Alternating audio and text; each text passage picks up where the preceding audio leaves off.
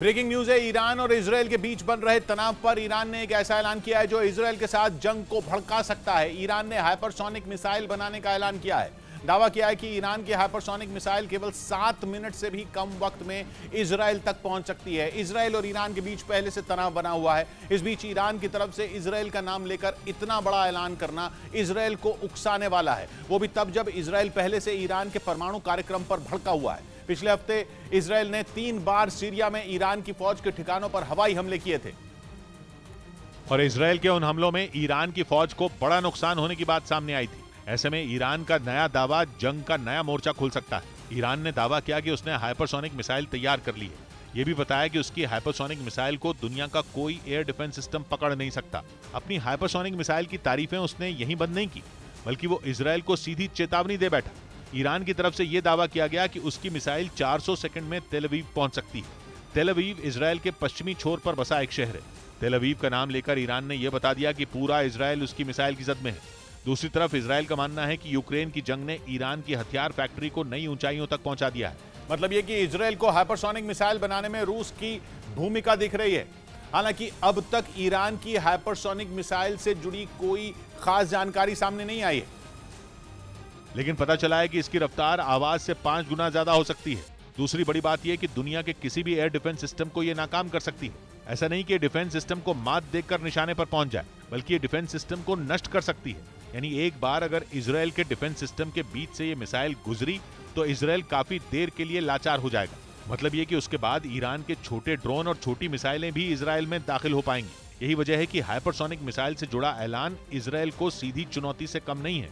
चीन और रूस को जवाब देने के लिए ऑकस में शामिल तीनों देशों ने समंदर में ड्रिल की। अमेरिका, ब्रिटेन और ऑस्ट्रेलिया, ये तीनों देश ऑकस का हिस्सा हैं, जिन्होंने इंडो पैसिफिक रीजन में साझा युद्ध अभ्यास किया और अपने दुश्मनों को अपने ड्रोन, लड़ाकू विमानों और मिसाइलों की ताकत दिखाई।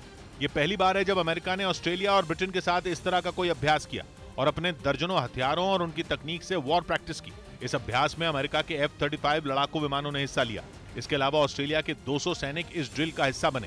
तीनों देशों ने इस ड्रिल में टैक्टिकल कम्युनिकेशन की भी प्रैक्टिस की, मतलब युद्ध के समय एक दूसरे से संपर्क में कैसे रहें। ऑकस में शामिल देशों ने इसका अभ्यास किया।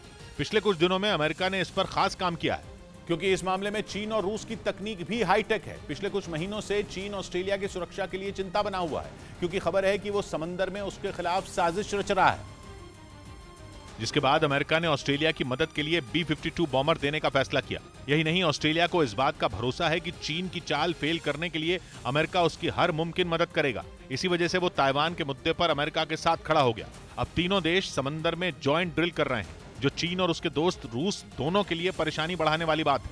पश्चिमी मीडिया ने दावा किया कि जंग में धोखा देने वालों को बेरहमी से मारने का पुतिन के करीबियों ने सही ठहराया। बताया गया कि यूक्रेन के खिलाफ जंग लड़ने गए रूस के एक कैदी ने बगावत की थी और दावा है कि इससे नाराज वैगनर ग्रुप ने उसे ऐसी सजा दी कि जिसे देखकर किसी की भी रूह कांप जाए। बताया गया कि 55 साल के कैदी को इसी साल यूक्रेन में लड़ने के लिए भेजा गया था, लेकिन दावा है कि उसने रूसी सेना से बगावत की और झूठी जानकारियां दी। पश्चिमी मीडिया के मुताबिक जैसे ही इसकी जानकारी वैगनर ग्रुप को मिली, तुरंत उस कैदी को पकड़कर हथौड़े से पीट कर मार डाला गया। पुतिन की एक करीबी ने बेरहमी से की गई इस हत्या को सही ठहराया। Любой человек имеет право на ошибку, но человек не имеет права на вранье. बताया गया कि पुतिन ने जंग में बगावत करने वालों को कड़ी सजा देने की जिम्मेदारी वैगनर ग्रुप को सौंप रखी है। पश्चिमी मीडिया जंग की शुरुआत से यह दावा करता आया है कि रूस जंग में खतरनाक कैदियों को उतार रहा है।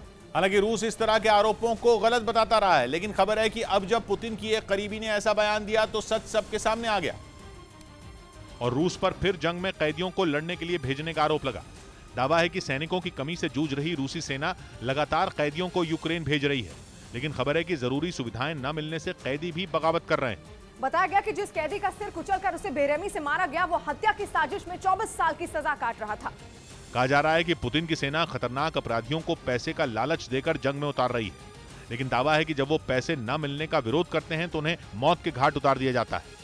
खबर है कि वैगनर ग्रुप ऐसा इसलिए कर रहा है ताकि कोई भी सैनिक या कैदी जंग के मैदान से भागने की हिम्मत न कर सके।